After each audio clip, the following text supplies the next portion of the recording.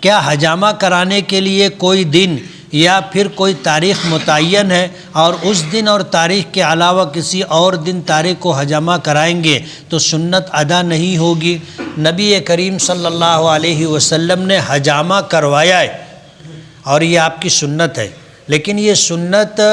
علاج کے لیے، بیماریوں کا علاج کرانے کے لیے، جیسے دوا کھائی جاتی ہے، استعمال کی جاتی ہے اور مالش کروائی جاتی ہے، جیسے آدمی آپریشن کرواتا ہے، اسی طرح حجامہ بھی علاج کی ایک قسم ہے۔ اور یہ سنت عمومی نہیں ہے کہ سب حجامہ کروائیں، یہ سنت عمومی نہیں ہے،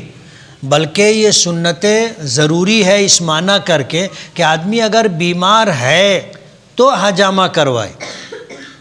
حضور پاک صلی اللہ علیہ وسلم کو آدھے سر کا درد ہوا تھا تو آپ نے سر میں پچنا لگوایا تھا حجامہ، اور آپ کو کوئی تکلیف تھی تو آپ نے اپنے کاندھے کے اوپر حجامہ کروایا تھا۔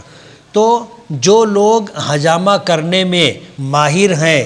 جانکار ہیں، انہی لوگوں سے حجامہ کرانا چاہیے۔ آپ کو کیا تکلیف ہے وہ آپ بتاؤ گے تو وہ آپ کو بتائیں گے کہ پیٹھ پر پچنا لگانا ہے یا سر میں پچنا لگانا ہے یا بازو پر پچنا لگانا ہے یا کاندھے پر لگانا ہے یا پیر میں لگانا ہے، وہ بتائیں گے، اور کتنا لگانا ہے وہ بتائیں گے۔ اس لیے جو ہے یہ سنت عمومی نہیں ہے۔